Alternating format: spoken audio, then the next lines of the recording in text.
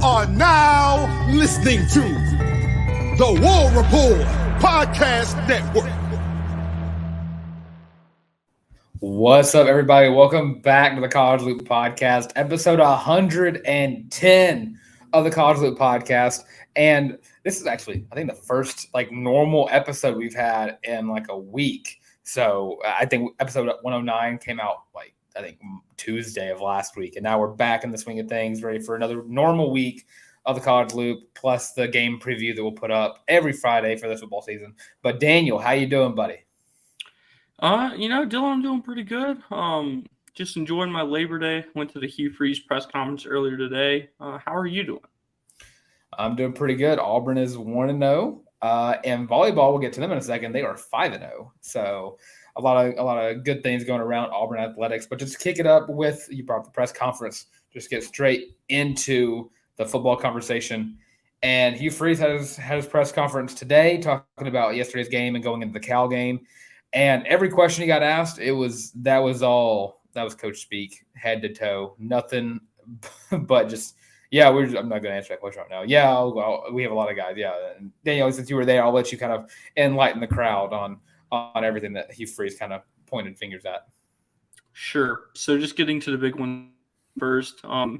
Rich Silva of the Montgomery Advertiser asked, I believe it was him, he asked Coach Freeze if Jarquez was going to be good to go on Saturday, and he said, we have a list of guys whose kind of status for Saturday is up in the air. That's just me paraphrasing. I don't remember his exact quote, but he kind of mentioned some guys who might not play and didn't specifically say Jarquez was on that list, but it's kind of implied. I don't think Jarquez Hunter will be playing week 2. You don't think so? I don't think so. Is there any reason why you think not? I mean, I don't know. I feel like if Freeze knew he was going to play, he would have said he was going to play. That's just kind of my thought on it. I mean, I could be wrong, and that's by no means, confirming I know anything other than what's already been said. But I just kind of the vibe I got. I don't think he's going to play. Yeah, when I heard them say that, I kind of saw it as he maybe just doesn't know yet. And that could actually be the one thing he said that I read today that wasn't actually Coach V. It's just, I don't know. Because the names that come about whenever he's like, well, I don't know the status on any of these guys. I mean, I think of Nehemiah Pritchett, who didn't play Saturday, even though he was listed as a starter on both the Jumbotron and the guides. And even ESPN has him down as a player. But, I mean, I was watching the ESPN broadcast, and they were like, he didn't play. I was like, oh, well, what? Jalen McLeod, also another big one that comes to my mind, a guy who's going to be huge for that first SEC game of the season in week 4. But Jarquez, I think it was one of y'all in the comments that brought it up as recording this yesterday on our game review that maybe it was just a self-inflicted suspension just so the NCAA doesn't try to do anything more to Jarquez or Auburn. And if he does play, I think with Hugh Freeze, either he just doesn't know or he's just not going to tell anybody until Jarquez is back. Yeah, I could definitely see that being the case. As we've probably already said, Jarquez was present on Saturday. He was with the team. He was just not dressed out. Yeah, and it begs the question. I mean, we watched this running back room. Damari Alston, we watched Sean Jackson have a monster run. Jeremiah Cobb got himself a huge run as well. Brian Battie showed playmaking abilities all over the field, no matter if you run him up the middle, around the edge, or just flat out just kick returns. Again, it's a matter of when he's going to get a kick return touchdown, not if anymore. I saw that in full swing on Saturday. But is Jarquez Hunter the make or break X factor for an Auburn football win on Saturday when they travel to Berkeley? No. This running back room is 4 deep. There are plenty of guys who are capable of running the football. Would he be nice to have? Absolutely. But I don't think that he makes that big of a difference, just kind of considering everything that Auburn's got. Yeah, and I think overall, I mean, we saw highlights from all over the the depth chart. I mean, even Justin Jones came in, the walk-on came in and kind of had himself a couple of good runs, but at that point you're just trying to run the clock because we're not going to score anymore. But Damari Alston, I think he showed a lot of promise as a number one threat. I don't think in any means that he's a better running back than Jarquez Hunter.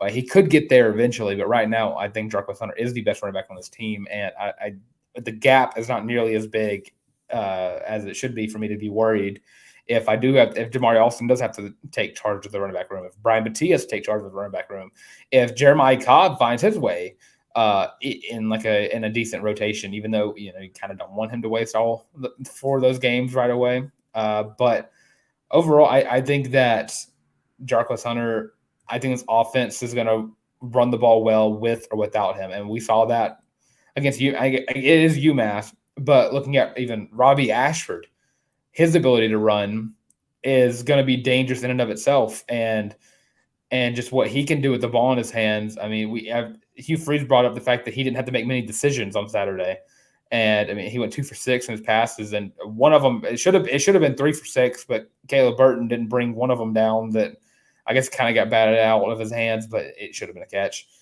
But I mean, if you can run the ball as well as you did yesterday, and I don't think Cal's defense is all that good. I don't think North Texas is all that good, but they put up 3 touchdowns on Cal, and I mean they gave up 184 yards on through the air and only 41 on the ground against North Texas. But then again, they didn't run the ball as much as Auburn probably will on Saturday. But the big key to this is I'm looking at this depth chart again, and I'm looking at 2 positions on that defense that I'm just like, okay, did Hugh Freeze just recopy the depth chart from last week? Because there's no way I watched the film. There's no way that Hugh Freeze also watched that film and said, yeah, I think Mosiah did a lot better things than Keldric Faulk did. I don't think you can go into Cal Berkeley at 10:30 at night for everyone else that's going to be watching the game unless you're going to Cal, which I've been hearing that game might be a 50-50 split in the stadium between Cal and Auburn fans. That's basically a neutral site game. But Keldric Faulk not starting and Eugene Asante not starting baffle me just because of their immediate presence being made as soon as they entered the field against UMass. And I mean, I think one of the first few plays that Keldric Faulk got in, he got pressure on the quarterback almost immediately, which we didn't see a lot on Saturday. Yeah, definitely a question there. Faulk balled out when he got in the game. He did really, really good and made some noise at that defensive end spot for the first time all day because Auburn's front 7 was just not it on Saturday, and it desperately needed a spark. And I feel like Faulk was that spark. But as Hugh Freeze has said time and time again, he doesn't really do depth charts, and he, quote, didn't even know where we got the one last week. So I highly doubt it. If that's true, I doubt he's putting too much energy into it. Yeah, I just think overall he just probably just recopying and reprinting out all those depth charts. I think it was, but it does beg a lot of questions because I mean it is a talking point. I mean it's a depth chart being put out by the head coach to the media who are constantly in conversations with the coach to get the information out to the public, to the Auburn fan base. But again, I mean, Nehemiah Pritchett still listed as a starter on that depth chart as well. And I mean, we don't even know what happened with him in week 1. Did he get hurt during practice? We didn't hear anything. And all of us, even ESPN, assumed that he was on the field. And it's just I love Hugh Freeze right now. Just what he has been doing for recruiting. And we'll get into one of the recruits in a second because I cannot stop talking about Deandre Carter, but it's a little confusing how he kind of does his depth charts right now. I mean, I understand it from the process of you don't want to give away your starting lineup going into SEC play because, I mean, these first 3 weeks, I said we can pretty much treat those as a preseason game, preseason slate, but we kind of – I don't want to say not deserve, but we kind of expect to have a little bit of solidification on what the starting lineup is going to look like by week 3. Like even if it's Samford, I don't care. I think that we know who's starting at quarterback. We know the starting rotation at offensive line, and we know the wide receivers. And then after that, we just don't really know. That front 7, they switched out every other first down. It was just we don't know who's starting at defensive lineman. And Lawrence Johnson got in, the Purdue transfer, and just a guy we didn't hear a lot about. And now he's part of the first rotation in and out. Austin Keys getting taken out to be replaced with Larry Nixon, who, again, I think that duo would have been good together. I think Austin Keys and Eugene Asante would have been good together. I'm just confused overall by just the defensive formations, especially that front 7, because like you just said, it's not good. No. But Daniel, you know what is going to be good in 2024? Auburn's recruiting class.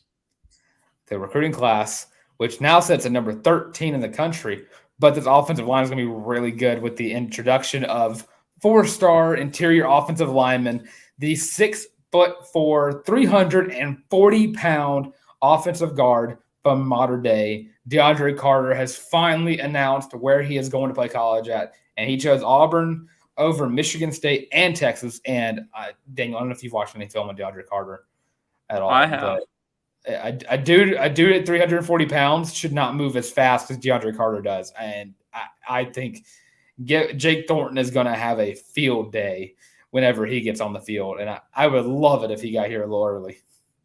Yeah, I would too.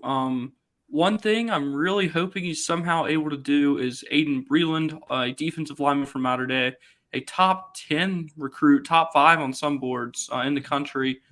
He's the highest rated uncommitted player in the class of 2024. Teammates with Deandre, so maybe Deandre can work some magic. I mean, recruiting from Mater Dei is always what you want to do, right? I mean, oh yeah. If there's like 3 schools that come to my mind when it's like you should recruit from there, like right away, it's Mater Dei, St. John Bosco, and IMG. Yep. Like those 3 right there. I'm like, if you're getting recruits from there, you've established yourself as a pretty great recruiter. And I'm trying to think, I can't even think of a Mater Dei recruit that Gus Malzahn was able to get. It's not either. California is not a place where I've just been like, oh, Auburn got a guy from California, okay, going out west. But I think Keontae Scott actually was from there. But I think Keontae Scott was a transfer, right? Am I making that up in my head? No, he was a transfer, or no, he wasn't a transfer. No, he was in fact a transfer, I believe. Oh, sweet. JUCO. There we go. JUCO. Okay, yeah, that's what I meant. So yeah, I mean, same thing. Yeah. But yeah, Deandre Carter, immediate game changer. I love DeMarcus Riddick. I love Walker White. I love Fat Burnett. But when it comes to recruits and players that I really get hyped up to get ready to see, it's those big boys up front. And when Jaquan McCoy was looking for a place to come play college ball at, and I thought Auburn's going to be in that mix. He was going to be my favorite recruit. He then went to Oregon. But then Deandre Carter came around to me, and I was like, oh, 6'4", 340 pounds. That's all I need in my life. Is an offensive lineman who can just play bully ball the entire game, and that's exactly what you're going to get with Deandre Carter. And again, Jake Thornton is just going to have a field day with this dude. I agree. And then speaking of O-linemen, I skipped right over this. Gunnar Britton named SEC Offensive Lineman of the Week, and I just want to say I called it. He's on pace to win that for the next 13 weeks of the season, by the way, on pace. Even in the bye week, I think he can win it. But I just want to say I called it. Daniel, this is like your Nick Mardner to me. Yeah. When we first got Gunnar Britton, I was like, this is going to be the best tackle Auburn has seen since Greg Robinson in 2013, who got drafted number 2 overall. But Gunnar Britton, he is just so good. And you think of like he's the offensive line version of Isaiah Simmons. He can play literally anywhere in the O-line, left, right, tackle, guards, center. Dude can play it all. Dude's an athlete at like 300 pounds. Yeah, and just the fact that Auburn has a player who was named SEC Offensive Lineman of the Week is just such a breath of fresh air. It's not even funny. Yeah, I was trying to think of like the last guy who could have possibly done that. And what came to mind is like 2017 with Braden Smith. Yeah. Who's now like a Colts, like one of the best offensive linemen on the Colts right now. But Gunnar Britton is just an immediate difference maker. And I honestly think anyone on the offensive line last week could have been a pick. Avery Jones had a lot of good blocks. He had one penalty, I believe, on the in the game. Isaiah Miller came in for a little bit. I think he played pretty well. There were a couple times where the pocket broke down, but I kind of that's also a testament to Peyton Thorne's ability to make something out of nothing. Because again, I'm just really shocked that Peyton Thorne has wheels like that. I know he talked about his capability, but the wheels that he has is something we did not see in anything we watched from Michigan State film. Mm-mm. And then, so Saturday, Auburn will take on the Cal Golden Bears. Daniel, what are your immediate thoughts on that game before we start getting real in depth on that later in the week? Well, it'll for sure be a step up in competition. Hugh Freeze mentioned how well coached they are. Also, their running back, Jaden Platt, I believe his name is. What? Jay Knott. Yeah, that's right. Very, very good. So, Auburn's front seven, which struggled last week, will really have its work cut out for it. But it doesn't look like they were able to throw too well. So, sorry. Still recovering from the weekend. But I think that Auburn will be able to stack the box and stop the run. Yeah, and I really hope so, because looking at the stat line from last week, I mean, he brought passing the ball. Their starting quarterback they brought in didn't really play all of that. I don't think they didn't give him enough chance to throw the ball, really. Then Ben Finley came in, threw the ball 34 times, completed 24 passes, 279 yards, 1 touchdown, 1 interception. They had a few turnovers, actually, against North Texas, but it didn't really stop them too much. But running-wise, I mean, Jaden Knott, 20 carries, 188 yards, 2 tutties. Their backup running back had 10 carries for 54 yards and 3 touchdowns. And the third-string running back had 51 yards and 1 touchdown. So, all in all, this team went 56 carries, 357 yards, and 6 touchdowns on the ground. But I do think what we say is a step up from UMass. This Auburn is a bigger step up from North Texas. Yeah. And I hope Ron Roberts and this defensive staff can really, or not even the defensive staff really, more of the defensive line coach and the linebackers coach can really hammer in the fact that they got to step up. This is going to be a game where you are putting your hands, you're putting all of your answers into one basket. You are trying to see, can I find a formation that will stop the run? Because this isn't A&M. This is not Georgia. This is not Alabama. This is not LSU. This is not Ole Miss. It's not Arkansas. This is Cal. And Cal would struggle against any of the other teams. But can Auburn find a way to stop a team that wants to run the ball like all the other SEC teams want to do? Can Auburn get pressure on the quarterback, which they weren't able to do against UMass, but they're going to have to step up some way. And we saw immediate step-ups. We saw immediate changes in formations and drives and who was on the field and who was not. I mean, just during the drives itself, Auburn, Hugh Freeze and Ron Roberts were able to make immediate changes to the defense to help stop UMass's attack, because UMass was moving the ball way too easy on some of those drives. And some of them they started off very well, and then Auburn was the UMass started off very well for themselves, and then Auburn came in and was like, all right, we need to change up. So I'm hoping this depth chart is not the same thing as last week. I hope it's not going to be the same people that are actually going to go out in the field, because, again, I think Keldric Faulk should be on the field for the majority of the defensive end snaps. I think Eugene Asante, not having him on the linebacker court is a crime. It should be at any given time Austin Keys and Eugene Asante, and then maybe switching out for Cam Riley and also getting Larry Nixon on the field. Larry Nixon, I think, is going to be a huge player that's going to have to really show himself against UMass, Cal, because of his ability to stuff the run, which he would have been a huge point of emphasis if he would have stayed at North Texas in this game. he would have been the guy they would have to rely on. Now Auburn's going to have to rely on him to also step up and do what Hugh Freeze recruited him to Auburn to do, which is stuff the run.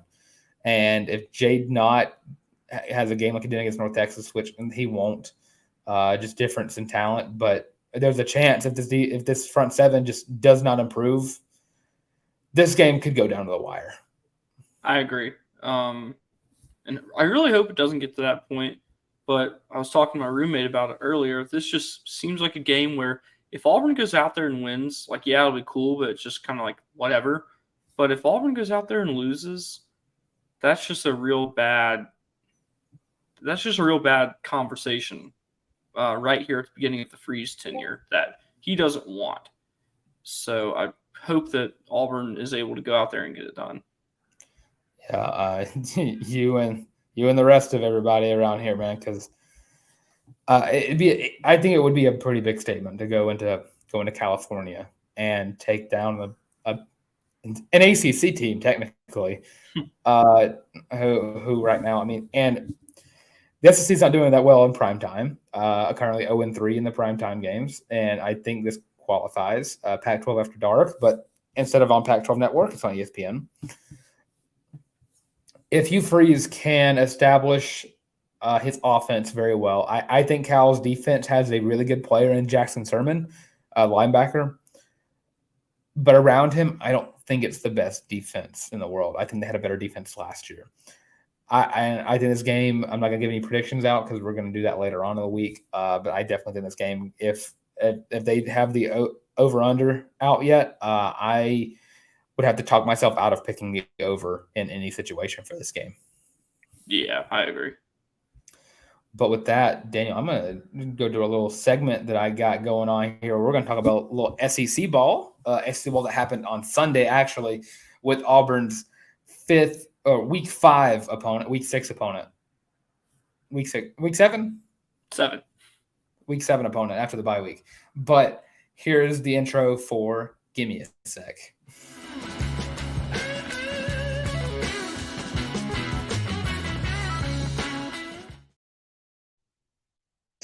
All right, now this is going to be something we're going to do throughout the football season, maybe for basketball as well, just kind of go in depth on some of the games that we watched from this weekend. We're only going to talk about LSU, FSU, because you don't really learn much from the other games that went along. But we're going to keep it to teams that we're going to be playing this season, hopefully, unless another big game happens around the season. But, I mean, if you look around, Vanderbilt took care of business against Alabama A&M. Took them a little bit to get there, but they did it. But everyone else pretty much played a nobody. But LSU and Florida State, number 5 versus number 8. No longer number 5 LSU, I might say, whenever the AP poll comes out. I believe it comes out tomorrow, right? Or did the AP poll come out? Did I miss it? Daniel, did I lose you? I think that's right. Yeah, okay. So it should come out. It should come out today as it comes out, really. But FSU took care of business, 45-24 against the LSU Tigers. Jordan Travis had 5 touchdowns in this game, throwing for 342 yards, threw for 4 of those touchdowns, and then ran in for 1 touchdown for himself. But overall, Florida State, they look good.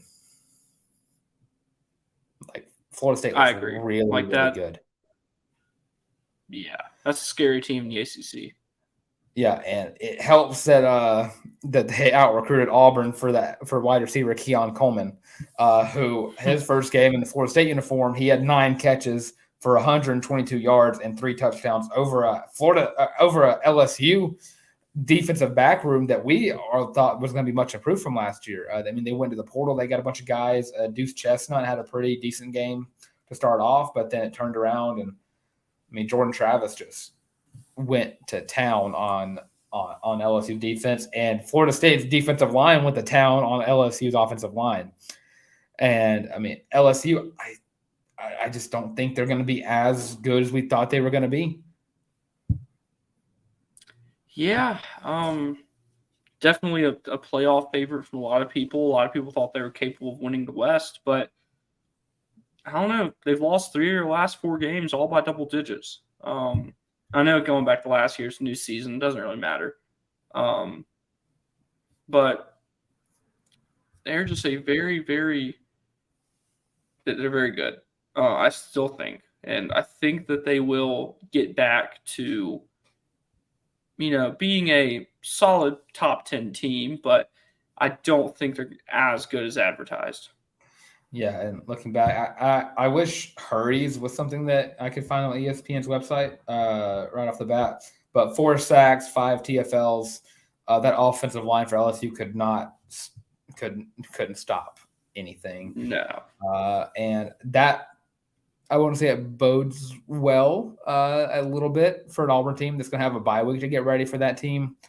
LSU probably won't be the same team that we just watched. Hopefully if Brian Kelly is has any hindrance of a good coaching bone in his body, which I think he does have. He's just not a very likable individual. This LSU team should be turned around. But I did pick LSU to win this game, but I also picked Florida State to go to my college football playoff. So it's a win-win for me. It was a win-win for me either way, because now Florida State looks really good. And hopefully, by the time we're done recording this, Duke and Clemson will start off. And if Duke could win that game, the determination's up in the air because this would come out after the conclusion of that game. Florida State could definitely find their way into the playoffs conversation if they just take down Clemson in a few weeks. And man, oh man, am I going to be even more cocky than I have ever been on this show, because I called that 2 weeks ago, and Mr. Harrison Tarr will be here first thing to hear me gloat. I even bought a Florida State hat in celebration of my spitefulness for his pick. But last minute thoughts on that game, I think LSU's probably not as a sound pick for the West as we thought they were. And it kind of just leaves the West up in the air. And if it makes SEC West look more competitive, I love that. And it'll probably just come down. I still think that the SEC East champion is still going to be Georgia. But now it looks like it might be a 3 to 4 team battle for who's going to win the West. Agreed. Yeah, which is going to be a lot of fun. But Daniel, how are you doing today, buddy? I'm feeling a little loopy. Well, Daniel, we have the exact thing that you need to show off how you're feeling. You don't need to go on Facebook and kind of do how you're feeling, your little, how you're feeling post. You don't have to go to Twitter and tweet it out, but you can go to thewarreport.com and get your own Feeling Loopy shirt today on sale for $25 on thewarreport.com, their shop. And if you don't want to type that in, you don't want to go through all the links to get there, we have the link in the bio. They'll take you straight to the shirt. This shirt is comfortable. If I was home right now, I would have already had the washing machine and I would be wearing it tomorrow. But oh my Lord, this shirt is the most comfortable shirt I have ever worn in my life. And there's not another shirt. I had to get talked out of spending like $125 to buy all 5 of these shirts. But yeah, if you've not got one already, go get you one. Again, I'm not just saying that because it's got my logo on it, but the shirt is mad comfortable. But Daniel, we got a little bit of basketball news to talk about today. We do. Under Armour has released. Sorry, I've still not regained my voice yet. But Daniel, I'm going to let you take this away so I can cough my lungs up for a little bit. Yeah, you got it. So Auburn and Under Armour have released some fresh new basketball uniforms for the 2023-2024 season. I'm not a very descriptive talker, but the Under Armour logo is in the center. There's some nice new striping up and down. And instead of saying Auburn on the orange one, now it says Tigers. I believe the blue is the same, right, Dylan? It's got some new stripes going down on the sleeves and the neckline. Yeah. It's got a little power strip going around. The thing that I hate the most about it is these jerseys look good. Mm-hmm. And that's strictly because I think this might be Under Armour either crying for help for Auburn to stay with Under Armour, which I'm really hoping that John Cohen can kind of push away from Under Armour. I mean, they look good, but it would look even better. A Nike swoosh. I would even say the 3 Adidas lines look good. I just don't think Under Armour is anywhere near what it was a few years back. But now you're getting athletes who, we saw Brie Ellis. She's been very vocal about what she thought about Under Armour before she transferred out. I mean, she couldn't walk some days because of the Under Armour like cleats. Like their stuff is just bad. And there's been an entire movement on Auburn Twitter strictly about getting rid of Under Armour. I don't think there's a single soul in the Auburn community that wants to keep Under Armour because Nike, you get better gear, and also recruiting wise, kids want to play for a Nike school more often than not. You're not going to get Jordan. Jordan's restricted to like one team per conference, but honestly, wouldn't blame them if they wanted to drop Florida. Wouldn't blame them whatsoever after the season. But I just think this is just, and I hate my other theory was maybe it was a silent deal that happened between Auburn and Under Armour. But honestly, I just kind of think this is just Under Armour kind of like, hey, you should stay with us. Here's a new jersey, but a new uniform.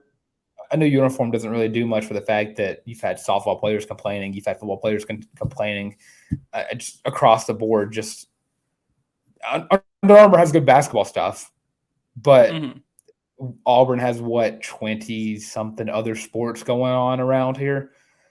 Yeah, put some more effort into the other sports and maybe make some stuff that doesn't make our athletes like feet bleed.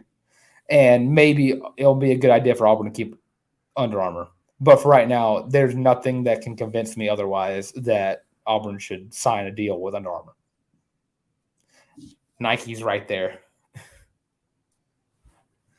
But enough on that rant.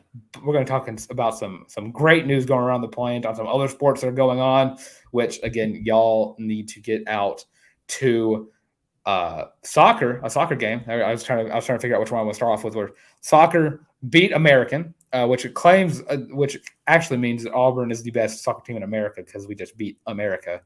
3-0 for all you soccer enthusiasts to increase to 4-1-1 on the season, and they will travel to Morgantown to play West Virginia on Thursday. Daniel, did you cover the American game, or were you? I did not. No. No, did you watch it? I saw a few highlights on Twitter. The goals looked good. The goals look very, very good. This Auburn soccer team is going to be very dangerous down the line. Lost to Wake Forest, but I believe you said it. Wake Forest is a good soccer team. Yes. And I think you got that draw over Sanford out of the way. I think Auburn soccer can make a lot of noise in the SEC this year. I do too. Yeah, and another women's sport that's doing even better than many of the other teams going on right now. Volleyball has started off the season 5-0 to start the season. Just got out of Tallahassee. Just speaking of Florida State, after beating down SMU and Florida State 3-1 in sets, and has increased to 5-0, and now is officially ranked in the top 25 for the first time in school history. This volleyball team is absolutely legit, and I mean, looking at Akasha Anderson, who's got 67 kills on the season, Bella Bell's at 57, Madison Shoes got 56. I mean, this team's killer. They are. They're really, really good. And they will travel, also playing on Thursday, Friday, and Saturday for the Tiger Invitational, where they'll take Middle Tennessee State, Charleston Southern, and Mercer before going into next week to play against a bunch of Alabama schools that we'll talk about next week.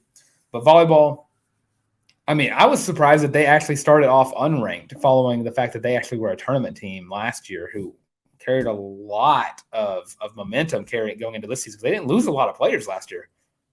No. Yeah, but overall, it's going to be a great season. And for soccer and volleyball both, for all y'all Auburn fans out there, the games are free, right? I mean, volleyball is free, soccer is free. Get there.